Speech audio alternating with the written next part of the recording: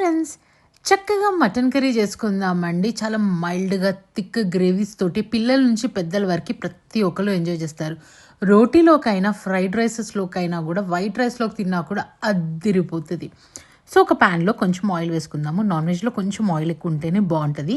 And సన్నగా పొడుగ్గా chop చేసుకున్న ఆనియన్స్. నేను హాఫ్ కిలో మటన్‌కి 2 పెద్ద ఆనియన్స్ తీసుకుంటున్నాననమాట. ఇది కొంచెం పింక్ అయ్యాకనే హోల్ గరం మసాలా వేయాలనమాట. గరం మసాలా పౌడర్ కంటే గరం మసాలా గరం మసాలా వేసుకోండి, చాలా బాగుంటుంది. నెక్స్ట్ పచ్చిమిర్చి అండ్ 2 టమాటోస్ వేస్తున్నానండి.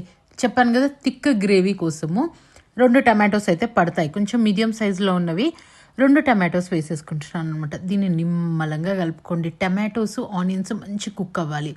నెక్స్ట్ మటన్ యాడ్ చేసేద్దామండి. ఈ మటన్లో నేను ఉప్పు, కారం, అల్లం వెల్లుల్లి పేస్ట్ వేసి మ్యారినేట్ చేసి పెట్టాను. అదే వేసేసుకున్నాను.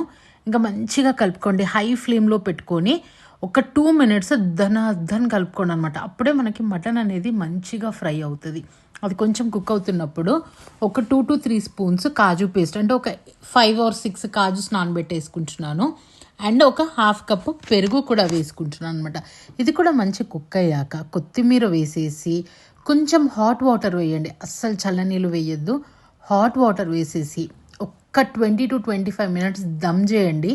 మనకి మటన్ కర్రీ అనేది రెడీ అయిపోతుంది. అయితే నేను ఈ లిడ్తో ఎలా దమ్ చేస్తానంటే, దీనిపైన ఒక గ్లాస్ పెడతాను అండ్ ఈ హోల్ కనపడకుండా ఒక లవంగం పెట్టేస్తానండి. మంచిగా చక్కగా దమ్ అవుతుంది. జస్ట్ 20 మినిట్స్ పెడితే చాలు. ఎవరైనా కూడా, అంటే వంట రాని వాళ్ళు కూడా చాలా ఈజీగా చేసుకోవచ్చు. నేను దీనికి కాంబినేషన్గా బగారా రైస్ చేసుకున్నాను. హైదరాబాద్లో బగారా రైస్, మటన్ కర్రీకి ఒక పెద్ద ఫ్యాన్ బేసే ఉంటుంది కదా, చెక్ చేయండి మీరు కూడా.